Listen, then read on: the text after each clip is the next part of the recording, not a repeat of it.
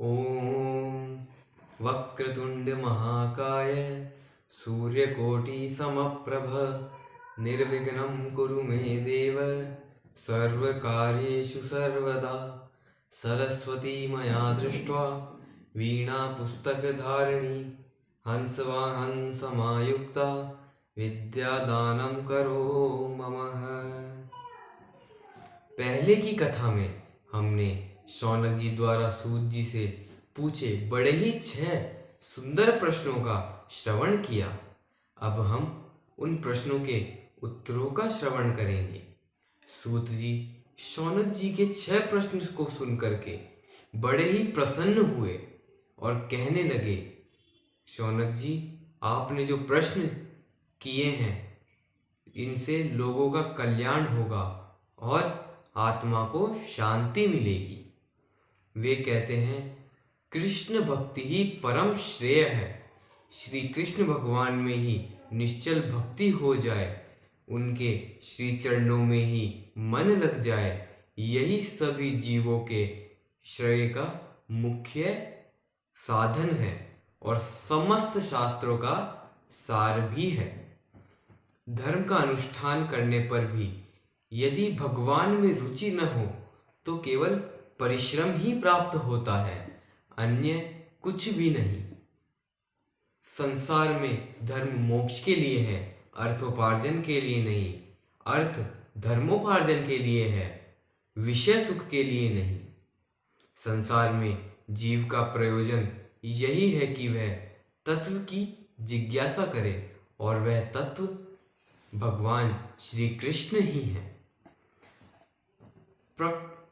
इसलिए निश्चल मन से उनका श्रवण करे, ध्यान करे और पूजन करे।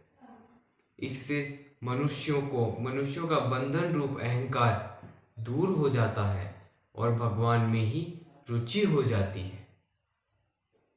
भगवान में ही रुचि हो जाती है। जब कोई कथा सुनने का दृढ़ संकल्प कर ले तो भगवान उसके हृदय में प्रकट हो उसकी सारी वासनाएं नष्ट कर देते हैं। भगवान श्री कृष्ण एक ही हैं। लीला करने के लिए वे ब्रह्मा, विष्णु और महेश गुणों के अनुसार धारण करते हैं, अवतार लेते हैं। वेद, यज्ञ, तप आदि भी इन्हीं का प्रतिपादन करते हैं। यही परम सत्य है और इसी कारण आदि काल से मुनि लोग इनकी आराधना करते आ रहे हैं, ध्यान करते आ रहे हैं। इसलिए हमें भी इन्हीं का ध्यान करना चाहिए और पूजन भी करना चाहिए। भावयत्येष सत्वेन लोकान वै लोक भावतः। यही अपनी माया से जगत की सृष्टि करते हैं और पालन करते हैं। इसमें कोई संदेह नहीं है, इसमें कोई संदेह नहीं है। शौनक जी से सूत जी कहते हैं, अब आप अवतार संबंधी प्रश्नों के उत्तर सुनिए। भगवान के नाभि कमल से ब्रह्मा और उनके शरीर के अवयवों से समस्त लोक रचना। ऐसे श्री भगवान योग निद्रा का विस्तार कर जल में शयन कर रहे थे। योगी जन इसी स्वरूप को ज्ञान चक्षु से देखते हैं।